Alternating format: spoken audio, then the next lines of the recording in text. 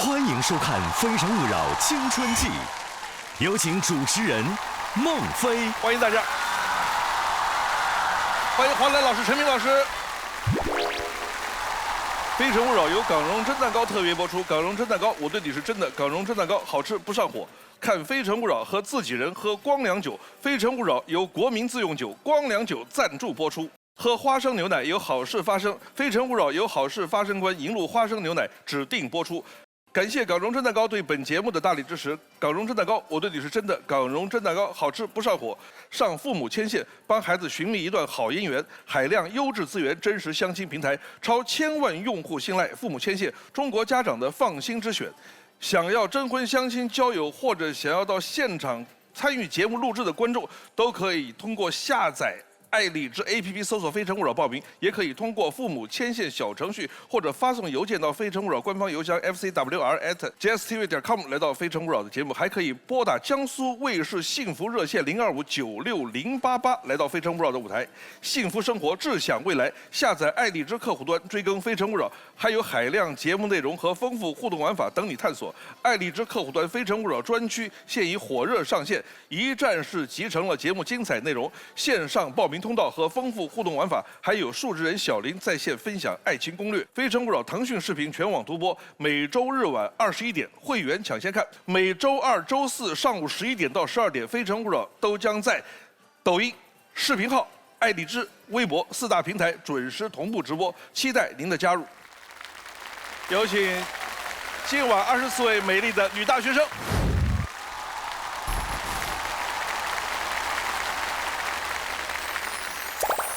北京中药大学东方学院书画，中国传媒大学邱晓彤，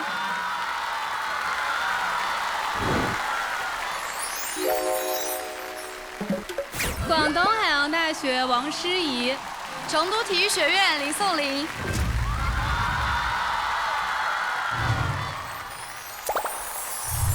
南京农业大学田心，南京财经大学许诗涵。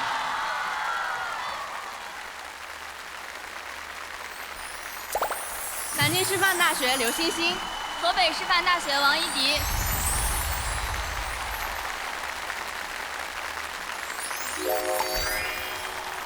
深圳大学潘秀华，上海戏剧学院杨媛媛，中国科学院大学聂一杰，山东师范大学牛丽听。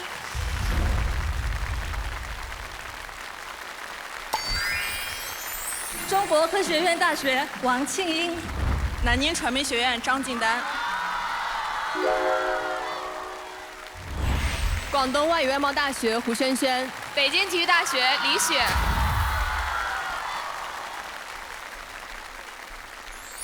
南京师范大学向子轩，四川中医药高等专科学校姆瑞一肖。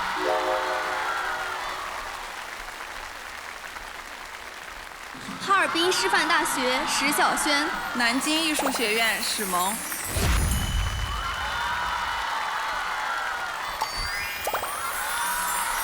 湖北师范大学杜阳，济南大学杨天泽，广东海洋大学周烨，苏州大学刘书池。24位女生，欢迎你们，请亮灯。欢迎小林同学。大家好，我是小林。树叶之外也有属于青春的浪漫，勇敢一点，自会遇见那个契合的灵魂。现在是陈明应该知道是暑假期间是吧？对，所以暑假录咱们这个高校季特别好。一放暑假，大学生回家前3天跟宝一样，3天一过就被嫌弃。就回家过年也是，爸妈看到好久没回来了，宝贝儿怎么，哎呦，要不了1个礼拜，天天躺床上抠手机。这个，妈想死你啦，给你做了好多最爱吃的菜，这是第1天。放假在家好好玩儿。这不就是我的写照吗？我想问一下大学生们，你们是怎么安排暑假的呀？2号。我希望我的暑假是比较丰富的。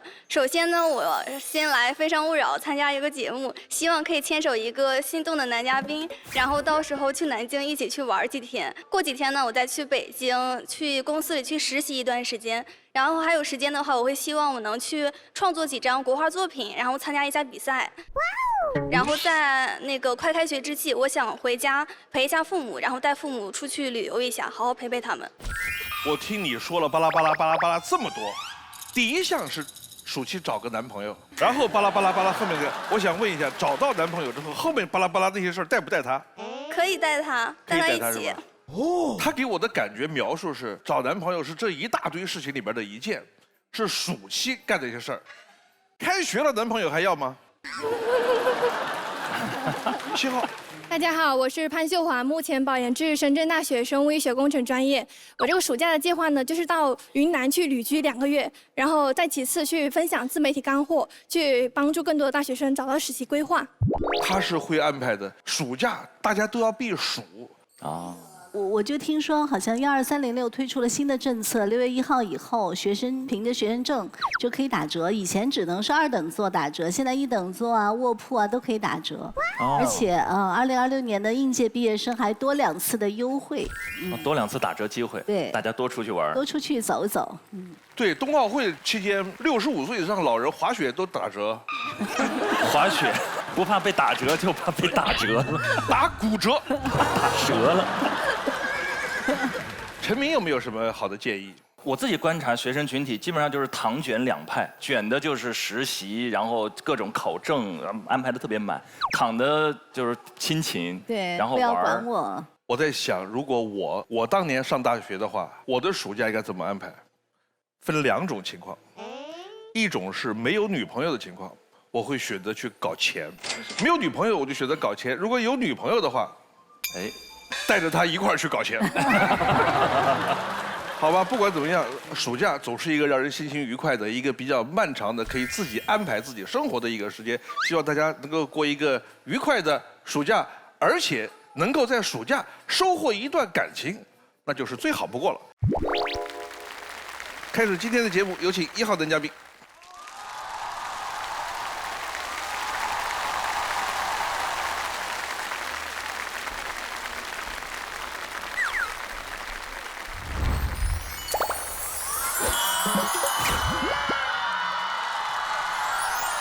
孟老师好，2位老师好，女同学们你们好，我叫杨子欢，今年26岁，来自黑龙江中医药大学。本嘉宾由父母牵线推荐。我们先来选心动女生。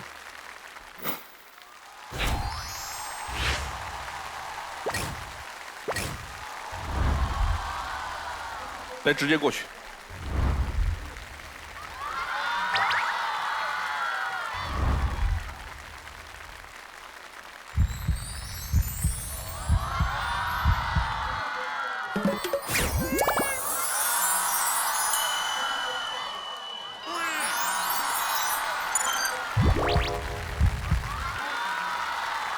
我今天发现台上有很多新面孔，更换了起码小一半人，可能都不止。大部分嘛。你看，我就觉得名字很奇怪，20号这个名字很生僻。您的名字也给我们介绍一下好吗？大家好，我叫姆瑞一潇，来自四川绵阳，然后今年21岁，我是一名羌族姑娘。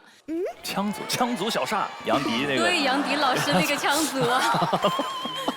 目前就读于四川中医药高等专科学校医学美容技术专业，在读大3。哦，也是中医药。哎，也是。对，他是四川中医药，你黑龙江中医药。同行啊。哎，您这个姓儿是我父亲的姓，然后加上我母亲的姓结尾。爸爸姓母。对。妈妈姓肖。对。哦。那这个姓儿，你看年轻的时候好弄，年轻的时候大家喊你小母，老了以后呢？老母。我年轻人他们喊我小孟，老了他们喊老孟。你要避免这件事情的发生，你要显得永远年轻。哎，你喜欢他是跟这个名字有关吗？名字有一部分关系，以后我觉得他的对镜头的一个互动感就挺符合我的预期。他是比较率性一点，随意一点。对，是的，老师。还蛮别致的，很活泼。是这样，然后。哎，还挺有感染力的，羌族。这个小林，男嘉宾你推荐谁？经综合评估，杨子欢的直吹女生是2号女生石小轩，25岁，来自哈尔滨师范大学，男生爱运动，有活力，自律积极，温暖体贴。女生认真好学，气质有条理，两人都喜欢分享内心世界和情绪感受，也许可以成为优势互补、有烟火气的一对。哇，你那个哈尔滨师范大学离你们学校多远？哈尔滨师范大学有2个校区，南校区的话离我们学校也就3、4公里吧，到北校区就得10几、20公里。那你是在哪个校区呢？我是在南校区。哎呀，3、4公里那个校区，骑个自行车就过去了。那个小母啊，你是在哪个城市啊？四川绵阳，也很近，也不远，打个飞的就到了。刚才黄老师才说那高铁怎么说的？高铁都现在打折。港蓉蒸蛋糕，好吃不上火，爱之初体验。好，我们来看男生的高光碎片。哎呦，3尺。我们前不久来了一个，也是学传统，他叫6尺之内。那哥们儿是耍长枪的，对，他说6尺之内无人能挡。你都已经缩短到3尺了。你跟孟老师的距离吗？我会死他手里啊！这个3尺之内无人可挡呢，一个是我上了大学开始学习这个中国武术，一个剑术，就是它比较符合剑的一个尺寸。你要不要展示一下你的那个剑术？好，我也准备了一小段节目给大家看一看，献丑了。来。哇！哎呀！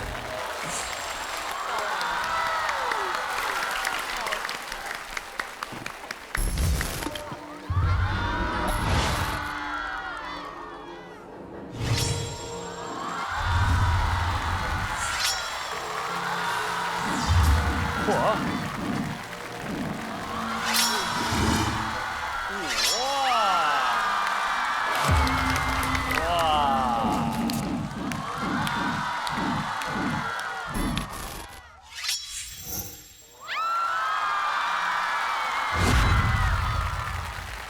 没有了吗？就完了。没看过。黄澜还在说啊，这就完了。我跟你说，就这几下弄不死别人，他也就差不多完了。好，来看片子。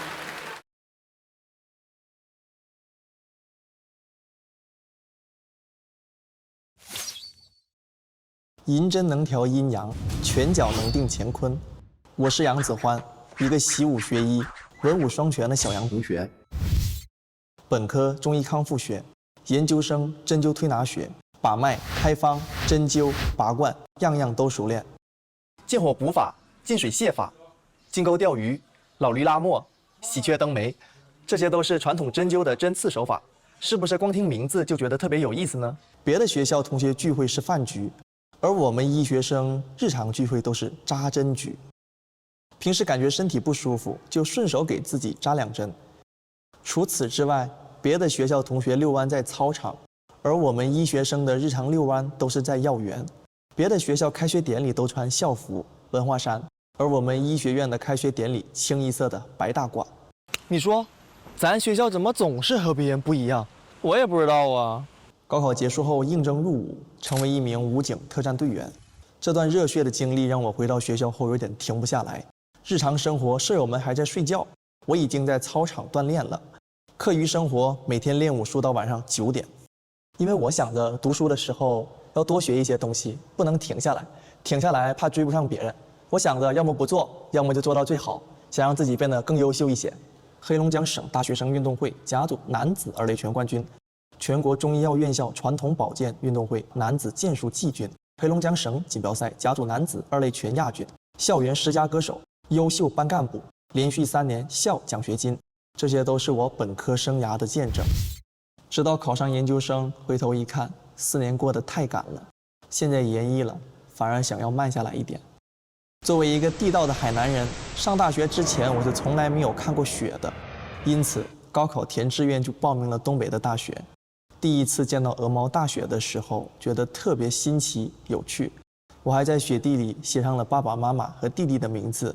特地拍照发给他们，总算是了却了自己一个小小的心愿。南方的风终究吹到了北方的雪，美好的爱情什么时候才会来到呢？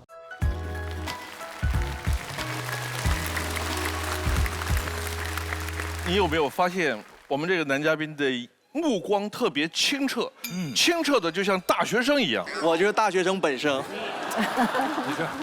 而且这个中医就一定很会养生。我手里有一个我们的产品，我们的新客户，光良酒。哇，我早就听说过啊。你听说过？听说过。这是来自四川的一种酒。这个酒啊，它非常特别。它每瓶的这个粮食基酒，它后边我看了一下，它后边的原料是水、高粱、大米、糯米、小麦、玉米。哦，好奇那个59是什么？59代表3年粮食基酒占比59%，可以跟你的兄弟们喝点这个酒，你拿着吧。好，谢谢老师，也是有机会品尝到这个酒。之前就听说这个酒特别好，今天一看配料表，确实是标得很明白，标得清清楚楚，品质看得见，喝得明明白白。所以说这个里边他们有一个定位，我觉得非常好。就是找另一半，要找人生的自己人，和自己人喝光良酒，不用猜来猜去，自然又轻松，这种状态是最好的。所以你看，打动人的那个词儿是关键词是什么？自己人。现在讲一讲你的专业。我的专业，我本科学的是中医康复，研究生学的是针灸推拿，经常会自己给自己扎针，因为我有时候身体不舒服嘛，我就会扎一扎，放松放松。20号你会吗？我们上课也会扎针，比如说我们哪儿痛，老师脖子好痛，来躺下扎2针，然后呢马上就好，真的就是这样。你说要是一对情侣谈恋爱的话2个人都会扎针。就是我看你不顺眼，我就给你扎；你看我不顺眼，你可以扎我。恋爱谈得很疼啊，感觉。我跟你说，要找这么个女朋友或者男朋友的话，半夜我都不敢睡得太死。好吧，问点别的。1号，男同学你好，我叫杜瑶，今年24岁，曾经也服役于中国人民解放军信息志愿部队，然后即将就读于湖北师范大学教育技术专业的研究生1年级。对，这个是我在战术基础一项比武竞赛的时候拿了女兵组的金牌。对，这个发型很独特。我想问一下你，就是平时在单位的时候，是不是战友就特别依赖你？因为军恋伤比较多嘛，然后战友之间会不会互相扎针，或者说传授一些中医方面的知识？实在抱歉了，老师。当兵的时候还没读大学呢，当时是高中毕业。这是你什么时候？这个是2020年，这是我退伍的时候，当时参加了央视的一个叫老兵退伍季之类的拍摄活动。这么一丢丢大就是老兵退伍。所以是先考上大学再去当兵。对的对的，先考了大学，然后保留学籍。哎呦，你看他还穿上这个军装啊，一身正气啊。对，很端正，还特种作战队员呢，剑眉星目。哎，每一个男嘉宾都能拿出一摞子各种证书。对啊。关键他这个想法很酷，就已经考上大学，拿到录取通知书了。他说我去当2年兵，而且做特战队员。这个经历。把身体练好了。身体意志坚韧的这种状态。16号。大家好，我叫杨媛媛，刚刚本科毕业于武汉大学播音与主持艺术专业。然后陈明老师我来了，然后我们的亲学生，本科在我们学院，马上要去上戏读研。陈老师教的怎么样？陈老师，不要以为毕业了就可以想说什么就说什么。好了，谨言慎行。我觉得陈明老师坐在这儿就是武汉大学新闻与传播学院最好的金字招牌。完了。这也是属于商业互捧。商业互捧。刚才那边有女生举手的。对，我还没问呢，孟老师。对你还有问题啊？好，男同学，我看你的 VCR， 你平时就是会早上跑步，然后晚上练武术练到很晚。那我想问一下，如果你谈恋爱了，你会在你的空闲时间跟你的另一半做一些什么比较有意思的事情呢？我觉得2个人在一起吧，不仅仅是说只有逛街、吃饭、看电影，可能还有更多的可以促进我们进步的东西，比如说锻炼呐，或者相互扎针呐，这也挺符合我们一个在读医学生的这种样子吧。做他几年女朋友，能够兴趣下不容易啊。5号，大家好，我是王庆，今年25岁，然后我的家乡是广东省汕头市，我现在是中国科学院大学遗传学博士3年级的一名研究生，然后我的专业是遗传学，主攻棉纤维发育，也就是我们熟知的棉花。然后南同学你好，我想问你的问题是，就是你的入伍经历会对你现在的研究生生活有影响吗？有影响，因为我觉得能在部队里边锻炼一下自己的意志会更好，可能说不会这么轻易放弃。也就是说，我能静下心去学习，我觉得跟这个在部队里边的锻炼是离不开联系的。23号，男同学你好，我叫周烨，今年21岁，来自广东海洋大学。我刚刚听孟老师说您是海南人，我比较想知道为什么会选择黑龙江的一所学校呢？因为我是山东人嘛，然后选择了广东的一所学校，觉得已经离得很远了。我想知道您为什么选择一个这么远的学校？想离家里边人远一点。我觉得在南方的孩子可能就想看雪，看那个鹅毛大雪。因为我在读大学之前没见过鹅毛大雪，我就特别想见一见。我也想离家远一些，我就报了黑龙江中医药大学。还没想到他真把我录了，然后我就去了。还有没有跨度特别大的或者离家远的？王诗怡。男生你好，想了解一下，那你开学第1个月会不会特别不适应？因为我是从湖南到广东上学，我觉得饮食让我非常难以接受，因为广东的饮食普遍很清淡，所以我第1个月就是找不到东西吃，活活饿瘦了快10斤。想知道你有没有什么特别的？我其实第1个月到东北的时候还可以，可能大家说到东北的饮食什么齁咸、椒黏，但是我觉得他那个东北的东西还是挺好吃的，就像我的口音也是被带跑了很多。但是我觉得像他刚才说的，他们是因为年轻，现在年轻女孩特别爱吃辣。等人到中年之后，你的口味就会慢慢觉得像广东啊、江苏这边的口味清淡是 OK 的。哎，我发现这个男生的人生轨迹很有意思。他老家是海南儋州，有人去过吗？那个地方是苏东坡被一辈子流放，最后一站被流放到儋州。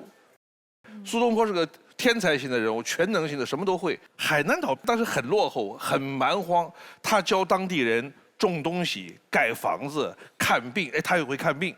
最关键的是教当地人读书，他培养出了海南岛上第1个进士。在古时候考上进士那就了不得了。那个地方现在有东坡书院，就告诉大家苏东坡在这里教过学。看下一条。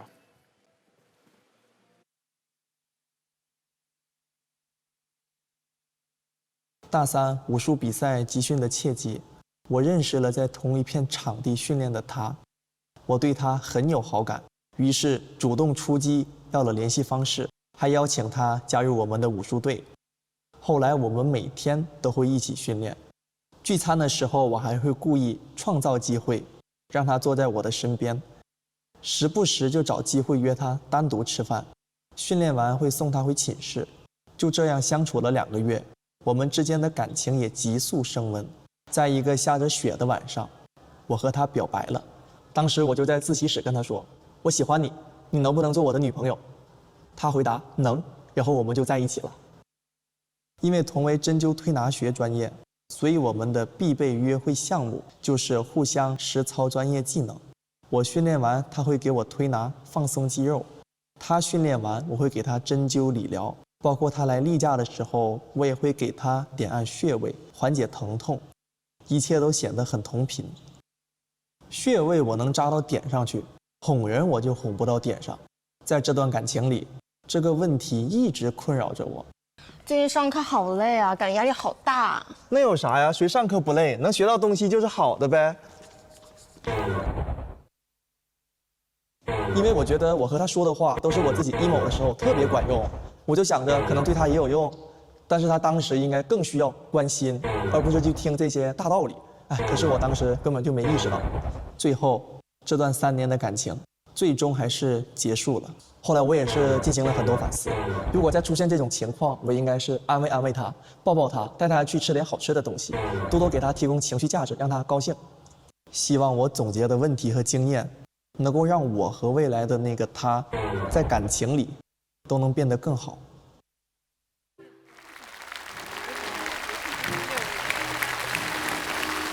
4号。大家好，我叫胡萱萱，今年21岁，来自广东深圳，现就读于广东外语外贸大学金融工程专业大4。刚刚看到男同学你VCR 里面有提到，就说两个人之间的矛盾。那比如说，如果你跟未来的另一半作息之间有摩擦的话，你会怎么处理呢？作息之间有摩擦指的是？就是可能你的作息可能比较健康，就是比较早起，然后早起跑步。那如果另一半是可能稍微比较喜欢晚睡，然后会不会因为这些可能时间安排上面会有冲突？我觉得这个不会，因为要是我喜欢早睡，那我就早睡一点；他喜欢熬夜，他就熬夜。如果说明天有什么事情，咱需要一起出去，我觉得可以定点，或者说听他的安排。那如果说他想晚睡的时候想你打电话陪他聊天，你会坚持你的习惯，还是会为他稍微做出一点改变？会做出改变，但是前提是我得坚持得住，我怕我打电话打到一半我睡着了。好的，谢谢。你一般能坚持到几点？如果视频通话晚上？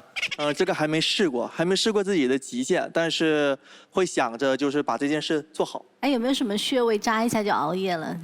扎哪应该都能熬夜，老师扎的疼啊。你只要疼就睡不着了吗？打了一个视频，一抬头28根针扎在身上，已经扎成太娃娃。为难了，太为难了。20号。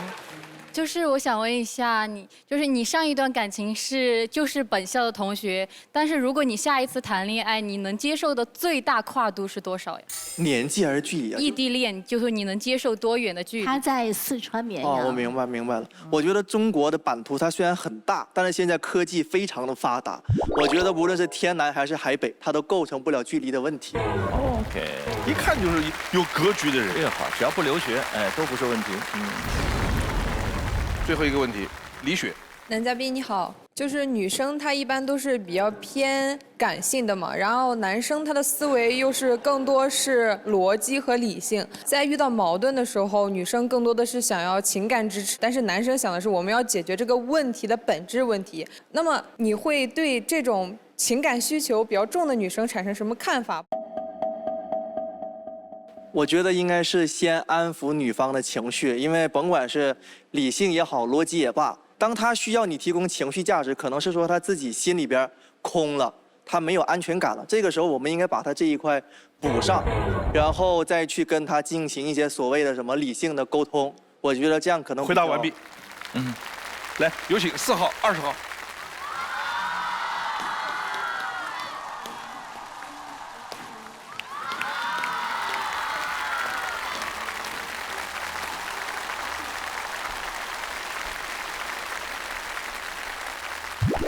我们看大屏，母瑞一消，羌族小白像风一样自由，心动瞬间，你选一个。羌族小白，虽然作为一个羌族姑娘，但是对于羌族文化习俗知之甚少，仅会几句羌族语，但名字比较特别，取自父母2人的姓氏，再附上他们对自己的期许。胡萱萱，精力充沛，快乐来源，心动的他。选第3个，心动的他。偏好个子高、爱运动的男生，看着就有安全感，衣品干净，会打扮，清爽风格，性格开朗幽默，能接住女生的跳跃思维，愿意一起旅游，一起尝试新鲜事物。来，最后一个问题问2个女生。如果说是让你去规划我们之间，或者说你另一半之间1天的时间，你不用去考虑社交，什么也不用考虑，你会怎么安排这1天呢？如果是我的话，我们2个只有1天的时间，我会邀请他去户外徒步、爬山之类的。我可能会偏好就是有吃饭啊，包括可以一起运动，然后包括晚上吃完饭之后可以一起散步，然后散步的时候就可以聊天，聊一聊，可能聊聊我们之间的过往，互相了解一下。来看心动女生有没有留灯。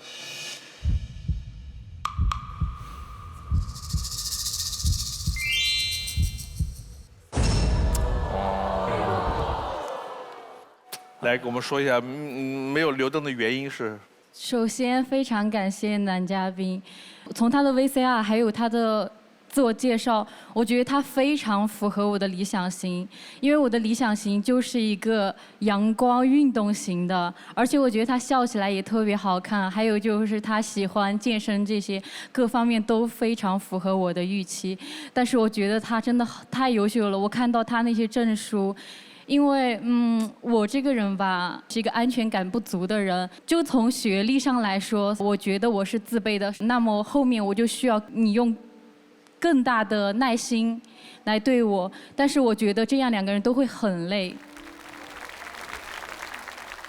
我的理解是，其实都喜欢优秀而强大的，但是优秀而强大，如果再加上一个有耐心，能够更多的情绪价值，更多的理解和包容，就更完美了。但是呢，如果缺一点耐心啊，这种情绪的这种沟通弱一点啊，就会觉得有点担心，就怕如果对方不够包容自己的那些弱小，会不会就变成了一个缺点？其实是一个这样的心情。来，好，你可以选择4号女生，也可以自己回去，你的决定是。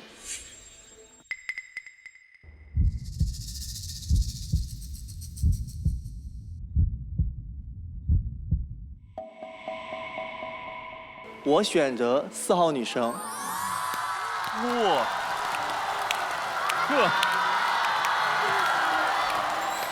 哎呀！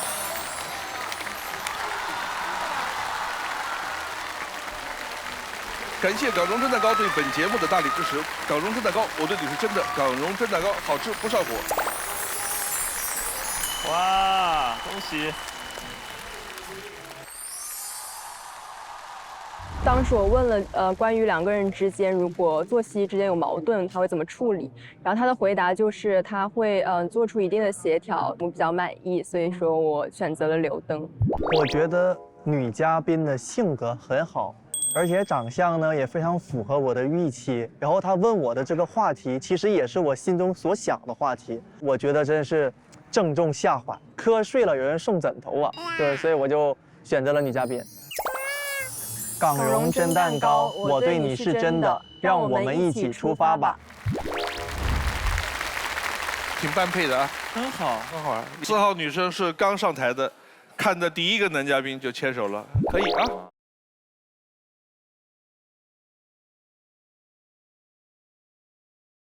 非诚勿扰》由港荣蒸蛋糕特别播出。港荣蒸蛋糕，我对你是真的。港荣蒸蛋糕好吃不上火。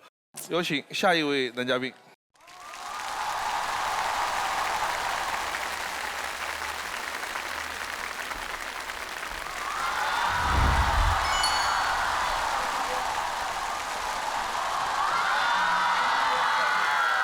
3位老师好，24位女同学好，我叫刘星宇，今年26岁，现就读于香港岭南大学。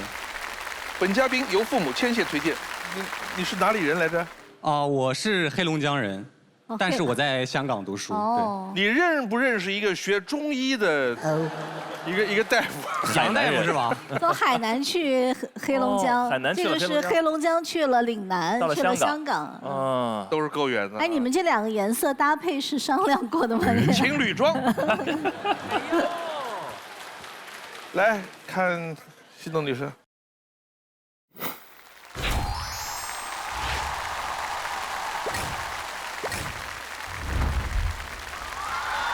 来，直接过去。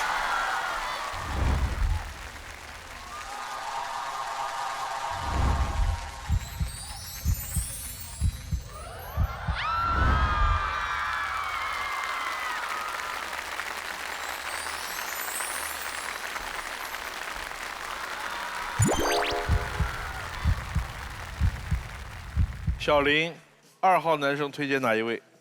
经综合评估，刘星宇的制吹女生是19号女生李雪，22岁，来自北京体育大学。男生性格阳光热情，爱运动，自律上进，善规划。女生自信勇敢，乐于挑战新鲜事物，请你们彼此多多关注，也许可以成为鲜活有温度、浪漫有趣的一对。李雪是学什么专业的呀？孟老师你好，我是学运动训练专业的，我的专项是橄榄球。咱们国家玩这个球的人可不太多。对，比较冷门，特别是在女生之间，对。而且身体对抗非常强。对啊，基本上就是肉碰肉了。哦，一帮女孩子那个玩命的那种撞，摁在底下都能压死的那种玩法。你们这个专业有多少人？我们这一届的话，其实人不多，就6个男生，6个女生，但是总共加起来的话，大概30-40个人。我们这个专业人还是挺多的，只是玩我们这个专项的可能比较少。目前咱们国家有国家橄榄球队吗？有的，而且我们女子橄榄球队在上一届奥运会是拿了第6名的好成绩，希望大家可以多多关注一下，特别帅了。港蓉蒸蛋糕，好吃不上火，爱之初体验，看看男生的高光时刻。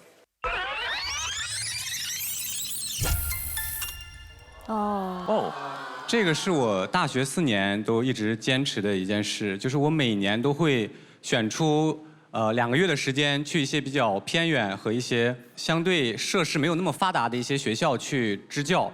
然后当时这个活动是姚基金的支教活动和我们学校组成的一个项目，然后当时要选拔一些人嘛。当时听到了这个消息之后，我就火速报名，并且我自己肯定有自己的标准，我会优先选择一些更加就是偏远，然后条件和设施没有那么好的学校。我觉得，因为我觉得那里的孩子可能更需要我吧。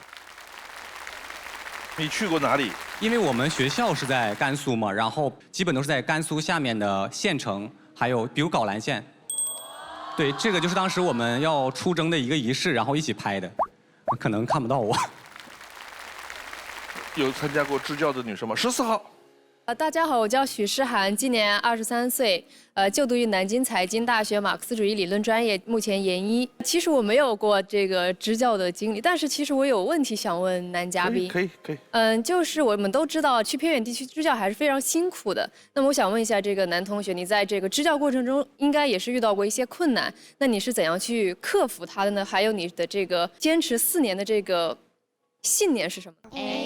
首先就是确实挺困难的，因为我给大家举个例子啊，就当时我支教的是一个村上的一个小学，然后这个小学是没有篮球框的，设施其实特别少，然后我要带着我的学生从学校里边去到另一个村子里边去教篮球，路程大概有个20多分钟、30分钟这个样子，然后中间要经过一片庄稼地，然后其实晴天的话其实倒还好，只有一些土啊和灰，但是到雨天的话特别泥泞。然后学生的脚上啊沾的其实都是一些泥什么的，然后要训练之前还要蹭一下，然后当时那一幕其实给我特别震撼，然后当时我就决定，我一定要每一年都坚持到这里来支教，因为我觉得也算当时没有辜负自己体育教育的这个专业吧。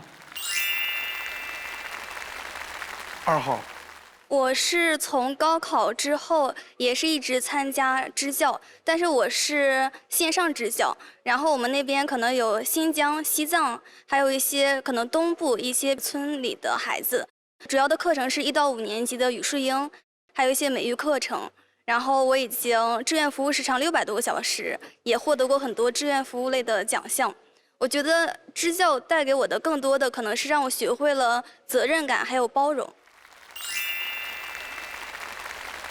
好，来看片子。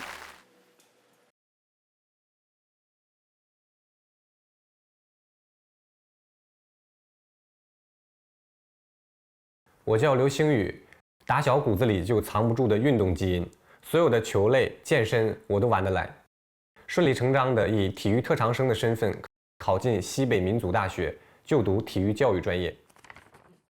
本科毕业之后，我在中学当了半年多的体育教师。但是当上体育老师之后，我觉得不能满足于现状吧。后来我决定去重新考研，给自己多攒几条人生的选择权。我一眼就相中了岭南大学全新的专业——应用运动及健康科学，顺利上岸，开启了我的双城读研生活。读研期间，你可以看到身边有各个年龄段的同学，从80后到00后都有。他们告诉我，成长永远没有 deadline。在岭南大学读书有几大特别之处：特别的通勤方式，过海关坐大巴是我的日常；特别的便利，我们学校主打一个小巧精致，整片校园11公顷， 10分钟从头逛到尾。要说其便利程度，哪怕7点57下大巴，也不会担心早八的课会迟到。特别的语言环境，多语言环境授课是我们的日常。初来乍到，也因为语言问题闹过一些小乌龙。好处是更加锻炼了我的英语和粤语的听说能力。特别的旅行路线，只要我的朋友来到大湾区，他们都会点名让我带他们去香港去转一转。为此，我就专门设计了一条旅行的路线。我已经带队完了7、8次了。马上就要研究生毕业了，这些年的经历让我想通了一件事：如果把热爱完全化作谋生的工具，反而会消解这份纯粹的热忱。所以我跨专业申请可持续发展的博士，把体育好好留在心底，做一辈子纯粹的热爱，同时去拓展全新的领域，给自己更多发展的可能。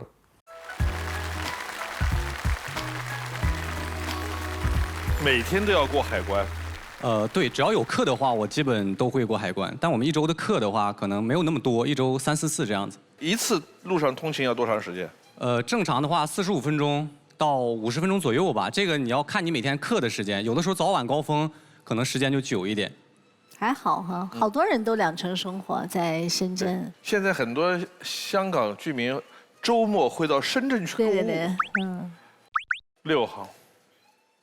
男同学你好，我叫聂一杰，今年22岁，本科就读于中国石油大学北京，现已保研至中国科学院大学攻读计算机技术专业。想问一下你，因为刚刚在 VCR 里面听到你提到说你设计了一条香港的旅游路线，虽然我家在深圳，但是我对香港其实没那么了解，你方便简单介绍一下这条路线吗？可以，就这条路线的话，基本都是我会带着我的朋友，首先会来到岭南大学，就是我的学校，先转一圈。然后下一站的话，就会带我的朋友去吃一些香港比较有名的茶餐厅，然后这也是我经常去吃的。然后吃完茶餐厅之后，去尖沙咀坐一个轮渡，就天星小轮，然后5块钱可以体验看一下维港的风光。然后坐完天星小轮，下一站其实目的地就是香港太平山，可以去看一下香港的夜景。然后当时我第一次去太平山，也是我朋友领我去的嘛。也是晚上，当时在太平山那个山顶上看到下面那个灯火通明，然后可以看到很多香港比较著名的大厦。我那个时候其实就下定决心，我说，哎，以后我一定要留在这儿。所以这也成为了我带我朋友必须要打卡的一个旅行路线。香港最吸引我的是香港那些不计其数的茶餐厅。好吃哈。哎呀，那个茶餐厅里边全是各种主食。各种饭，各种面，我看到那种主食在那之后，我真的恨不得每样点一个那种，太好吃了，哎又便宜。还有，如果去香港玩，推荐一个地方，知道的人不太多。香港有一个世界地质公园哦，如果爱好徒步的，可以去走上一大圈，要走很长时间，风景也极好，是吧？对对，我知道，这麦理浩径嘛，就是比较出名的一个地方。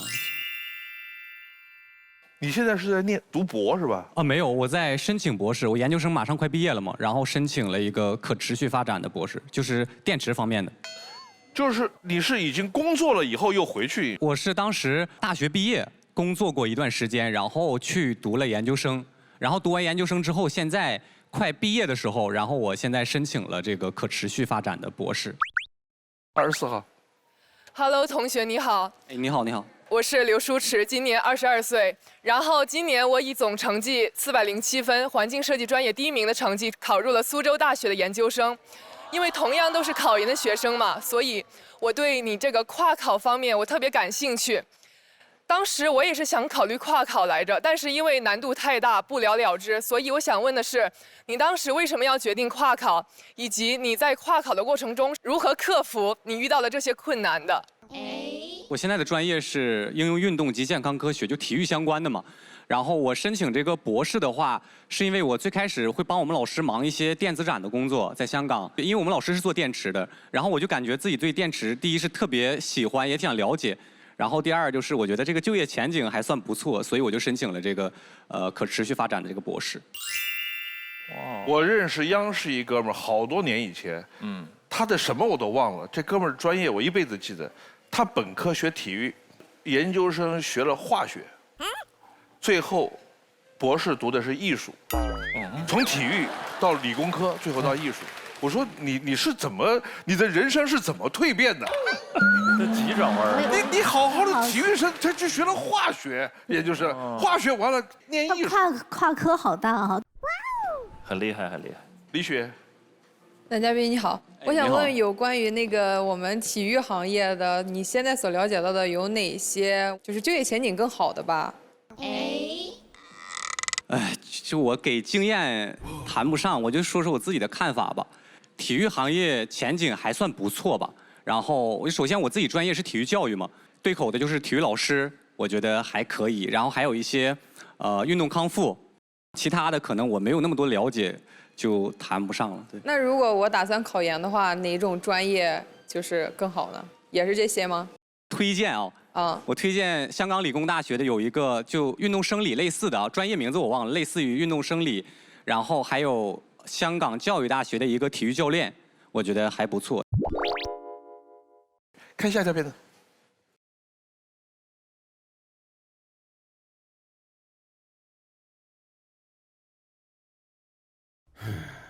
也许我是爱情耗材吧。回想第一段，我们认识的时候也很特别。我一眼心动的女生，因为脸皮薄，根本不敢上前搭话，只能拽着长得帅的室友帮我冲上去要微信。聊了1个多月，鼓足勇气告白，顺利开启甜蜜恋爱。谁知道1年之后，矛盾直接爆发。不许去！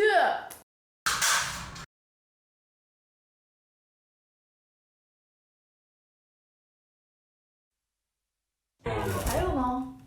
他希望我24小时围着他转，不愿意我出去社交。更严重的是，他的脾气逐渐火爆，开始动手。我想要的是好好沟通的恋爱，不是动不动的拳脚相加。实在扛不住这种相处模式，只能选择分开。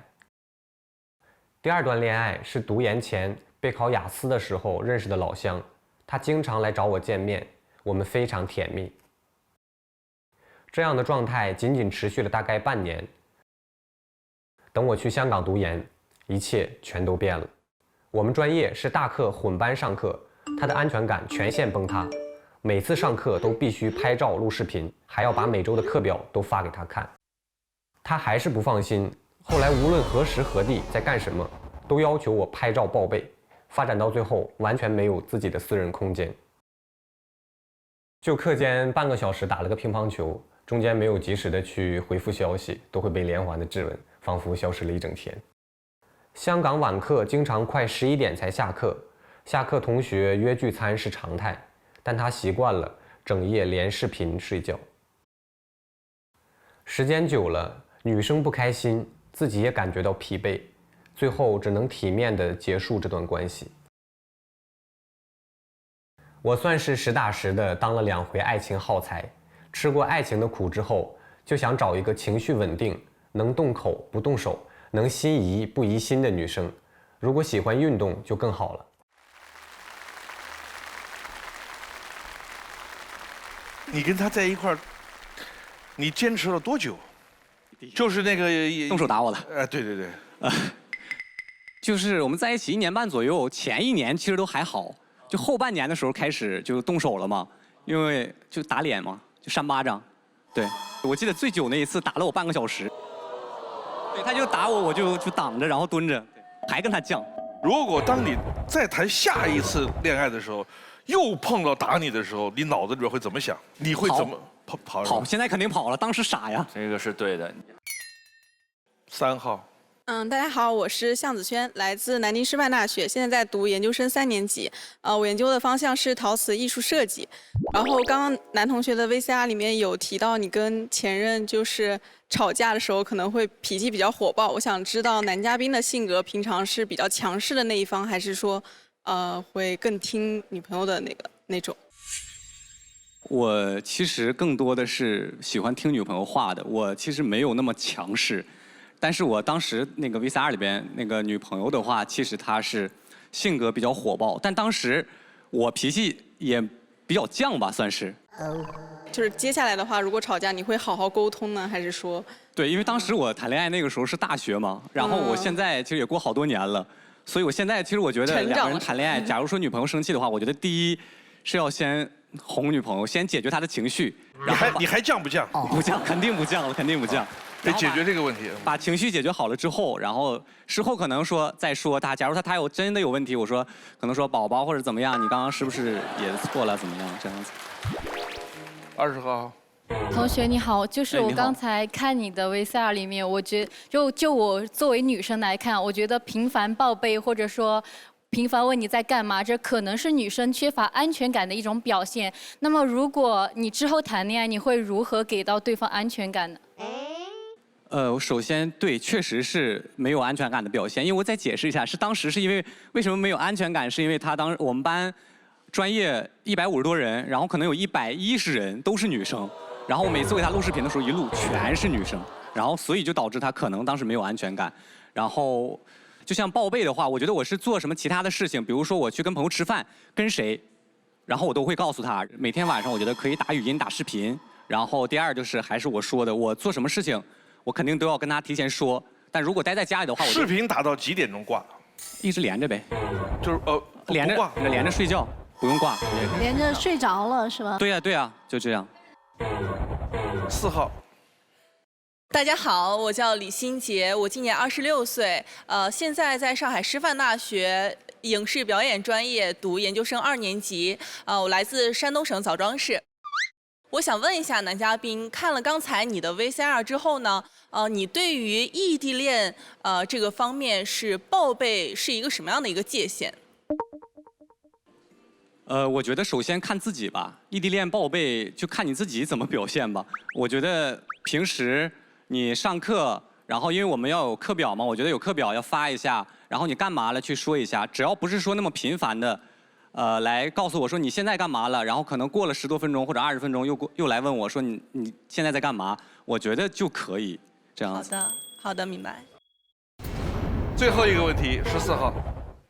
男嘉宾你好，就是我想就是我们的这个视角转换一下，如果是在以后的恋爱生活中，如果女生她每天都是非常忙碌的一个状态，她对你的消息回应不能很及时，那这个时候你是会选择去理解？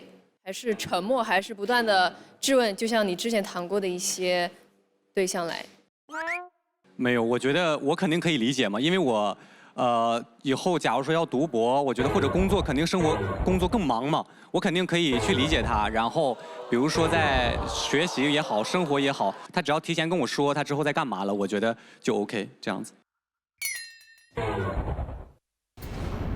看大屏，心动女生有没有留灯？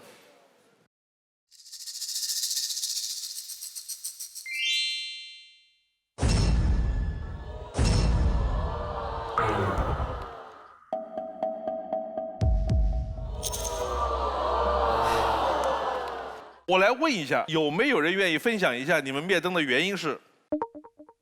来，5号。就是有很长一段时间的对话是，就是我要和我的女朋友有多长频率的交流什么。然后我觉得就是如果谈恋爱，然后一旦变成了这种形式的东西，我就觉得这好像不是谈恋爱，这只是在进行一件事情。然后我所希望的。一段好的恋爱是你可以从灵魂上，就是从情感上，你们是互相信任的。我这样就可以，就可能就不会去纠结于这些形式化的东西了。好，明白。我觉得5号说的挺好的。我觉得谈恋爱这个事情，难道不应该是愉快的、甜蜜的、幸福的、浪漫的东西吗？当然，也可能你不可能每天都那么甜那么腻。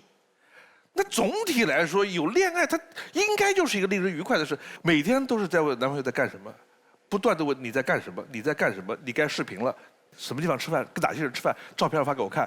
你觉得这是个谈恋爱吗？还有一个词儿叫报备，我不知道现在大家都爱这么说吗？但是你觉得夫妻之间、恋人之间，告诉对方我下面的安排，比如说我今天晚上可能加班，告诉另一半这个事儿，这叫这是。报备这个词儿合适吧？我要到外地去几天，我要跟我的领导报备，对吧？但是你一层报备，你想就这个事儿，你的这个幸福指数还有多高？你们想想，我说特别同意5号刚才说的这个话。都当女生出现强控制行为的时候，孟老师说对，就是2个人的感情质量已经很差了。那么这时候女生灭灯就想告诉你的是，那么你作为男人，在这样很糟糕的亲密关系当中，你会不会及时的止损？如果当不愉快的时候，不要任由他。就是他打你1次的时候，你逃，第2次再逃，对吧？就是到第3次实在是吓死了才离开。就是到第1次出现这个问题的时候，就应该警觉。我觉得其实，在男生女生都是一样的。谢谢黄老师。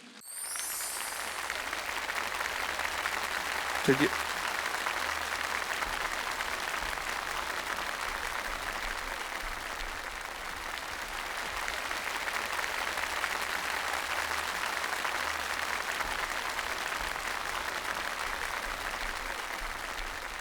我觉得听了几位老师对我的一些爱情上的一些评价吧，然后还有给我一些经验，我觉得其实挺对的。就像黄澜老师说的，说在感情里边，就是你不是在隐忍，其实就是在给对方机会，然后其实就应该及时止损，我觉得挺对的。其实，我喜欢运动，如果你对我感兴趣，可以联系我。谢谢大家。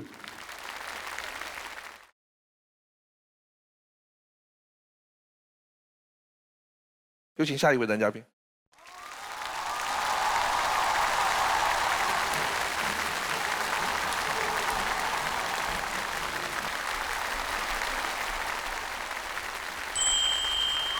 温迪帅，好帅！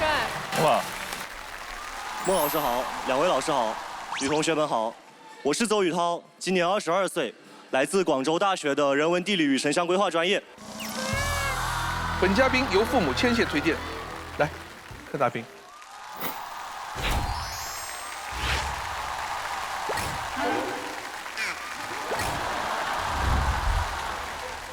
来，直接过去。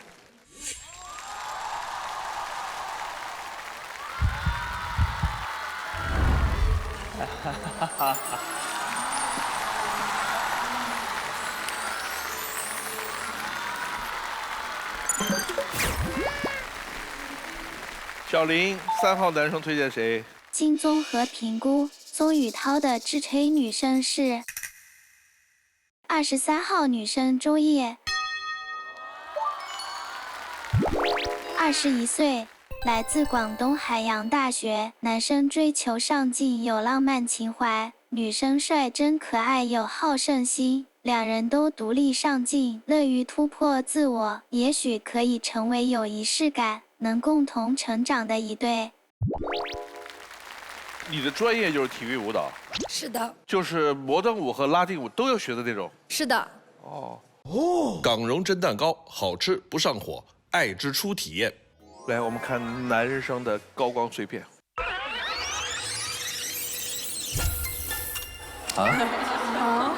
招生办来的。你是你们单位派来的吗？派来招生的吗？不是，主要是因为我们学校融媒体，他们找我帮忙拍我学校的那个招生宣传片，然后就当时他们可能在抖音上看到我的形象条件可能比较好，然后他们就抖音私信了我，我就和另外3位学长学姐一起拍了这个视频，最后那个视频有大概70多万的浏览量，然后接近1万的点赞。那应该就是你们学校颜值担当。哎，3、2、1，就这样吗？就有70多万吗？对，它浏览量有70多万。哦。其实我们想问的问题是，这70多万是冲着那个女生看的呢，还是在看这3个男生当中的谁？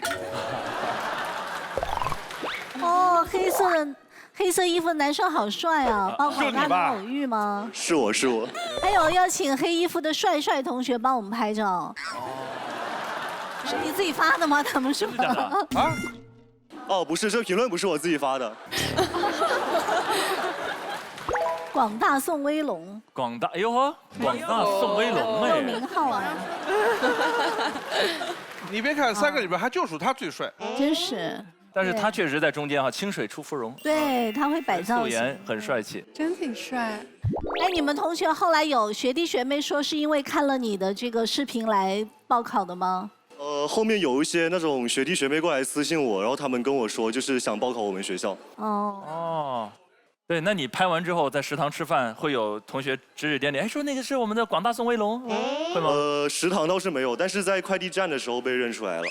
哦，他有点小小的得意。他得意的时候又有点小忧郁。对。忧郁中间有点小嘚瑟，穿插在一起。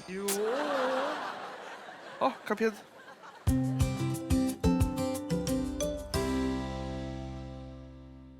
采访大学生毕业论文的致谢写什么？感谢大学4年里吃过的所有小店，没有他们就没有我的今天。谢谢我还没出现的另一半，让我能专心学习。我要感谢小谷围岛。为什么要感谢一个岛呢？因为修身养性之我在小岛上大学。没想到我的大学是在一座小岛上，更没想到这座小岛上卧虎藏龙，居然有10所大学。我叫邹宇涛，就读于广州大学，已经过了3年岛民生活。小谷围岛是一座20多平方公里的江心岛，我也是直到报道才知道它在一座岛上。岛上的学校都离得很近，所以消息传得格外快。哪个学校的食堂最好吃，哪个学校是南少林寺，一句话就能猜到一个学校。做岛民呢，对岛外的感情也颇有影响。要是为了另一个人不顾苛刻的交通条件出岛回岛，那交情可非同一般了。听起来清苦平淡，但其实我很享受这种岛民生活。我本身就喜欢静心研究，大学选择了人文地理与城乡规划专业。我们专业有灵魂3问：这里为什么有人？这里的人过得怎么样？这里以后怎么玩？为了搞明白这3个问题，我们会去田野调查，在城市漫游，观察植被、土壤、行人和建筑，研究人和地的关系。在这个过程中，我也变成了一个擅长制定旅行攻略的人形导航仪，不管去哪儿都尽在掌握。接下来我很想试试跟着课本封面去旅行，有人愿意跟岛民一起出岛探索世界吗？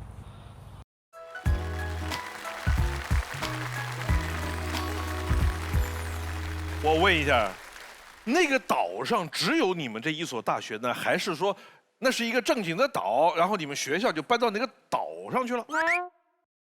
其实刚开始报考这所大学的时候，我还不知道它是一个岛，就是我报到那天我才知道它原来是在一座岛上。然后呢，就是它其实有2000多年的历史了，它是一个基岩冲击型的江心岛，上面大概有10所学校。然后它在历史时期上，因为它像被水糊住的水桶一样，所以也叫小孤围。然后后面谐音化为小谷围岛。哦，还南汉王朝在那儿建立。对他们10个学校应该说好了，咱们一块儿去。是吧？要不然1所学校就太孤单嘛。是的。而且你看有理工，有中医药，有美院、师范、星海音乐学院也在那儿。文法理工农医，我感觉。对，那其实岛内谈恋爱很方便啊。对呀。是的。那你还跑到那么远？但是我一般也不会喜欢谈这么近的。喜欢挑战。岛上的你就不太考虑太近了哈。这么多学校你都不考虑？对呀。因为抬头不见低头见的，就是感觉比较，没有自己的空间。你看看自己的空间多重要。一个岛都不是他的空间。20号。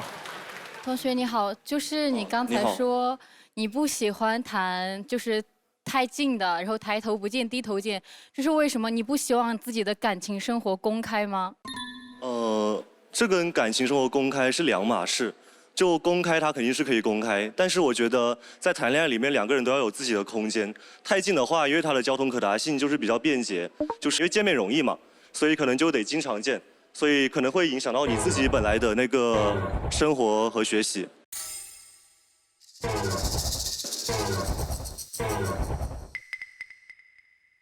杨圆圆。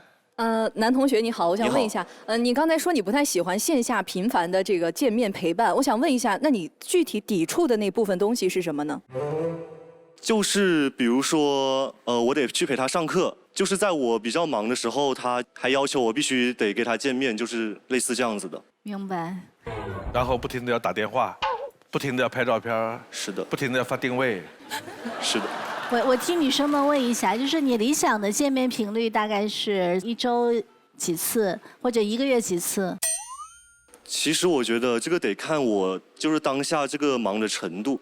就是如果我是比较空闲的话，那我可以都不一定1周几次，我可以每天都见。但是如果我这段时间，比如说我在备考期末，或者是我在忙别的工作，我觉得就是可以缩短一些见面的频率。它是也分那个农闲和农忙，就是有不同的季节。分淡旺季的啊，淡季旺季。这是根据2个人的这个学习啊，这个生活的状态来吧。3号举手的吗？刚才？对，男嘉宾你好，我是在南京读书嘛，我就想问，如果说我们谈恋爱是异地的话，你觉得怎样的一个见面频次是你觉得会比较舒服的状态？我觉得可以1个月见1次。然后要看航班打折的情况。21号。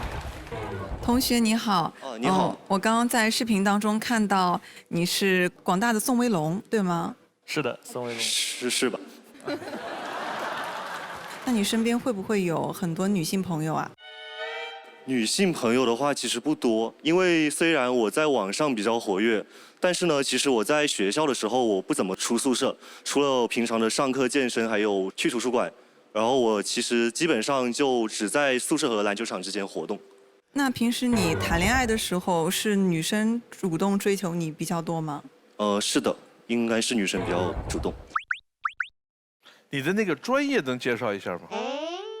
我们专业就是人文地理与城乡规划，然后它主要是就是研究人和地之间的关系。但是用通俗的话讲，我更倾向于就是怎样在一定的空间内创造一个适宜人们生产生活的一个城市。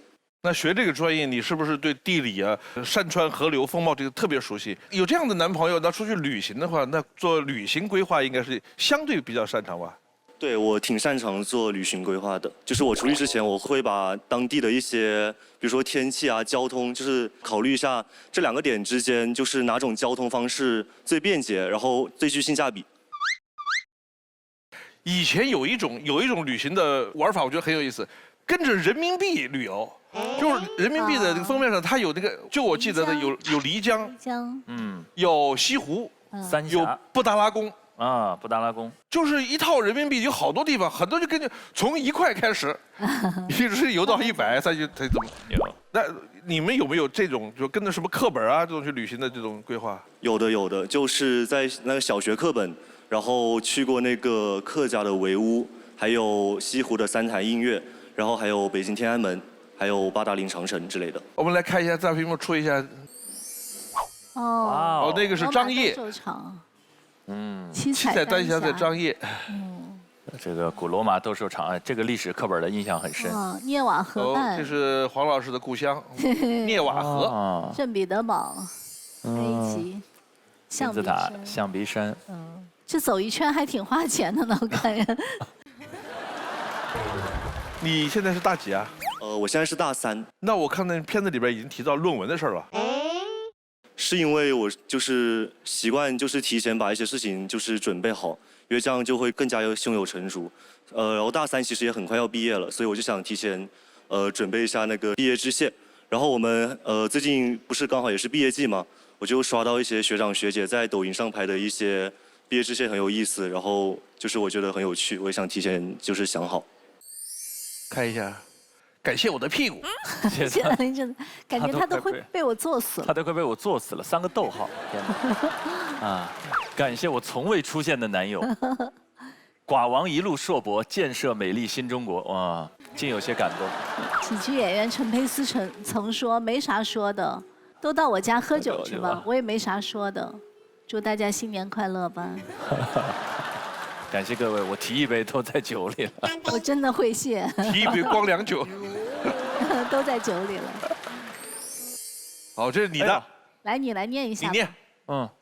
感谢小谷维岛这个超大型真人实景游戏。4年前我对你一见钟情，4年后我提着论文跟你和平分手。虽然嘴上说着感谢，但心里确实挺感谢的。如今退游在即，给个5星好评。卸载了，有缘岛上再见。那个时候我们都比较格式化，但是现在尤其是近4、5年，已经越来越抽象，越来越多的创意时刻了。看下一条。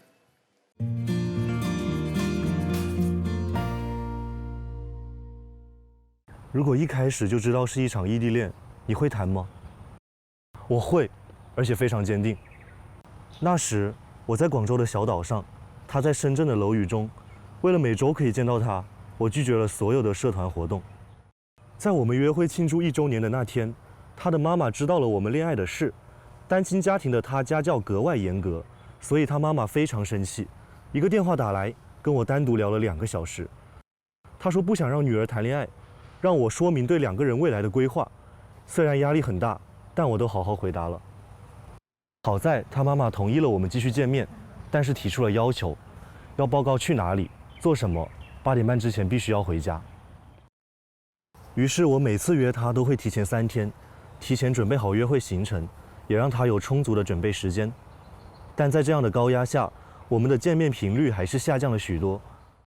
我倒是还好，因为我觉得异地嘛，有事就各忙各的，不忙的时候就见见面，这样也很幸福。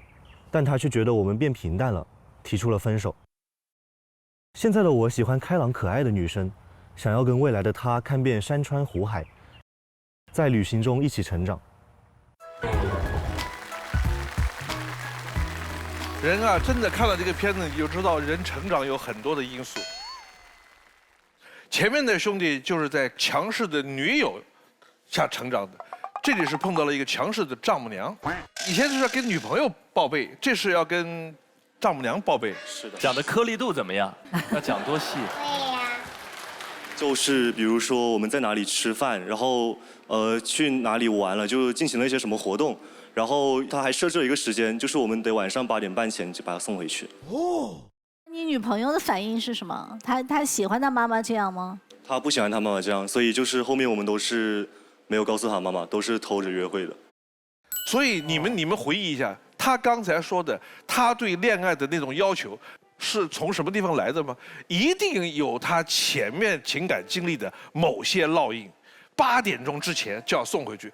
黄澜，你们俩还记不记得曾经有一个个子特别高的一个女生，说他们家有门禁，她妈妈说每一次是几点来着？9点半。对，9点好像是。9点。一个女生，当然不是你们大学生啊，那个女人27、8岁了吧？是的。她说我妈妈规定，我无论去干什么，不管是跟同事、跟闺蜜出去玩，还是谈恋爱，9点钟必须到家。我们节目有很多的父母也在看。说这个节目也看给他们，也让他们检视一下自己的这种行为会在子女和子女的婚姻上带来什么样的影响。你看那小可怜给折磨的。那你们后来相处多久分手呢？后面大概又相处了半年就分手了。哦，那最后分手的原因是？最后分手的原因就是他觉得太平淡了。当时就是想再跟我闹一下，然后就是想看一下我是不是真的还爱他。但后面我也去找他了，然后他最后时刻也很偏激，就是直接杀到我家楼下，后面还扇我巴掌。啊？扇什么？怎么这么多扇巴掌啊？又扇你巴掌？你跟前面那哥们儿熟吗？不算熟。我们台上有没有女生扇过前男友的？不敢说哈。哎，20号扇过。20号，你为什么要扇他？对呀，我是有原因的，因为他爱上了别人。哦。爱上别人，你打他有用吗？他爱上了别人，还被我看见了。你看见什么了？他拉着别人。不是，他爱上别人是怎么被看见的？我是很想知道。就是我们还在谈恋爱的期间，我和我的朋友很偶然的走在路上，也特别偶然的看见了他拉着另一个女孩的手朝我们走过来。哦，你就上去扇他。我当时特别生气啊，我就拉我朋友就说快走快走，走了，哎呀分手就完了。好，然后我就跟我朋友走了，走，突然我把我朋友甩开，然后冲回去，啪，然后转身就走。好真实，好有画面感。但是我妈妈后面也批评我了，她说你这个方式太偏执了，你可以直接选择离开他。如果他真的还手了，你是一个女孩子，你根本打不过他。是，我觉得妈妈说的很好。对。23号。男同学你好，你好。我刚刚看到你的短片里面提到说，你想找一个活泼可爱的女孩，这个活泼可爱是你的理想型还是你的最低择偶标准？它是指外形可爱吗？她不仅仅是外形可爱，就是我觉得她可以性格可爱、声音可爱，然后长得可爱也都可以，我觉得。就是要可爱。他的意思是说，女生个子像她这么高，就很难跟可爱联系在一起了。没有，是不是这个意思啊？是的，那个我方便问一下那个男同学的身高吗？我的身高体测数据是181.8。你就四舍五入进去182不就完了吗？表示一种精细。那个23号你多高？我178.8。小吗？只要问这种话的，一定是跟自己的身高有关系啊。他们说嘛，别的女生，你看像那边的女生叫小鸟依人，她们属于大鹏展翅，这跟身高决定的。来，最后一个问题，3号。男嘉宾，我看你是一个比较 J 的人，就是会做旅行规划，包括提前写致谢这种。那我想问你在谈恋爱的过程中，你是会更考虑当下，更享受当下，还是说会考虑到未来更多的问题？如果是我之前，我会更加就是想着奔着结婚去那种，但是后面我的经历就告诉我，其实享受当下就是很重要的一件事情。因为我也是，因为享受当下就是更有利于自己的发展吧，就是让自己没有那么多内耗。现在留灯的是3号、8号，来有请3号、8号。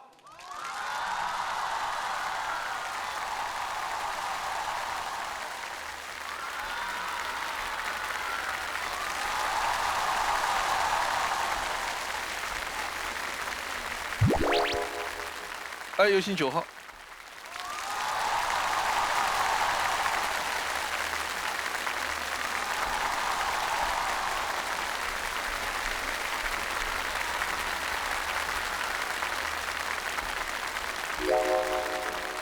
我们来看一下女嘉宾的资料：刘星星，反差乖妹，双语捕手。同频的她，我选择反差乖妹。从小家教严格，外表是柔软听话的乖乖女，但心底藏着反叛倔强。生活中爱冒险、爱唱爱跳，感情里平时温和被动，但一旦下定决心，会干脆放手，绝不回头。甜心，多面的我，快乐充电宝，面包脑袋。我选择那个多面的我。Hello， 你好，我是甜心，也可以叫我大强。第一次见我的人呢，可能都会觉得我是一个很高冷、不好接触的女生，但实际上呢，我是一个特别好相处，而且很健谈的人。我也不像表面上那样看起来自信和内核稳定，实际上呢，我是一个多愁善感且心思很细腻的女孩。当然了，除了性格方面的多面和反差，我在生活中也有很多面性。我会利用平时的课余时间出去拍摄、健身、学习，因为我觉得人应该挑战不一样的自己，也不应该只有一种固定的标签。认真是我，搞笑是我，享受生活是我，奔赴理想和热爱也是我。当然了，还有更多面的我。我希望在以后的未来里，我们可以一起探索。向子轩，这样的我元气满满，捕捉美好。我选择这样的我。Hello， 大家好，我是向子轩，我来自南京师范大学，我就读的专业是陶瓷艺术设计，平常会做一些可爱的陶瓷，还会做一些泥塑。我平常会喜欢健身、打网球，还有摄影，朋友们都喜欢跟我一起出来玩，因为我会给他们出片。还会做一些户外运动，比如说爬山、滑雪之类的，展示一下我的健身成果。我喜欢旅行，希望能够遇到一个可以一起分享风景的人。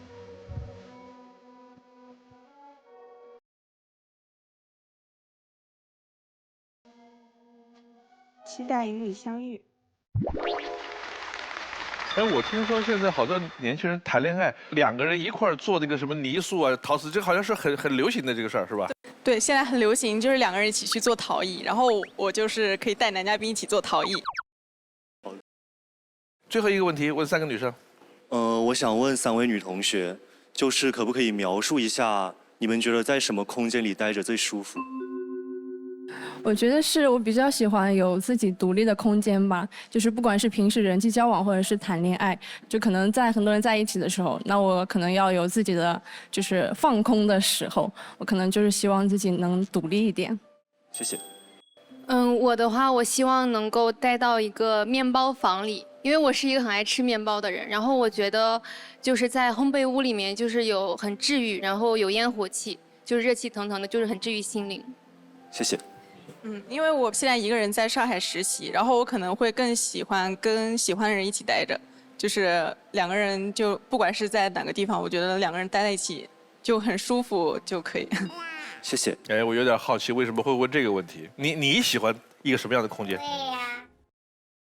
其实我喜欢的空间是冬天的街心公园，因为呢，我就是一直都在广东，冬天的话它的气候会比较温和，然后街心公园的话，就是它一般都会分布在居住地的附近，所以就是可以很方便的就可以达到这个街心公园，就是可以完成一些散步啊，或者是简单的一些运动的条件。我们来看看心动女生有没有留灯。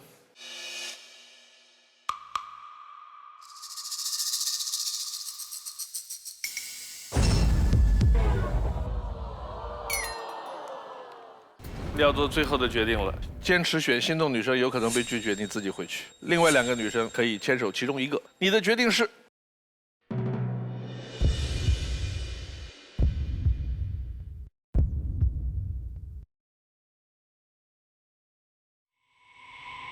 我选择右边的女生，右边的女生。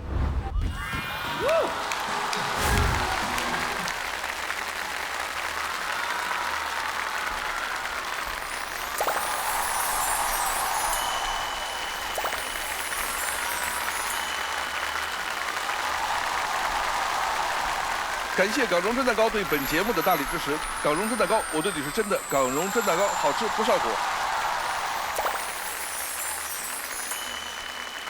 开心啊！我天到宋威龙了，那么开心。我也很开心，我很激动，好吧。我特别喜欢就是很有少年感的男生，然后首先一下来我就很开心，我的嘴角已经压不下去了，我说哇，就我要留灯，就这种感觉。为什么选择牵手这位女生？是因为我说过我喜欢可爱的女生，然后从她的那个 VCR 里展现出来的就是她做的那些陶瓷啊也很可爱，然后她的性格看着也很可爱，然后她拍照也拍得很可爱，然后觉得她可爱死了，然后我就喜欢她。哦，非常的开心。我觉得如果现在看我的心率应该有180，特别开心。下了节目之后可以带你去南京逛一逛梧桐大道。但是今天很不巧，因为我明天有需要考试，所以我今天晚上必须得走了。等我考完，你可以来我们这边玩，然后或者我可以来找可以，我特别喜欢广州。天哪，那太好了！港荣蒸蛋糕，我对你是真的，让我们一起出发吧。南师大的学陶瓷艺术，陶艺设计，是不是有点没想到？男生看起来很帅，但我不知道为什么男生有一种疏离，所以要足够爱他，足够宠他，一点一点把那个冰封看能不能打开。陶瓷是特别温暖的一件事，两个人可以一起做，没有太多的喧嚣，不一定需要太多的交流，安安静静的完成一个事物。这跟街心公园有一种灵魂上的相契合。祝他们幸福。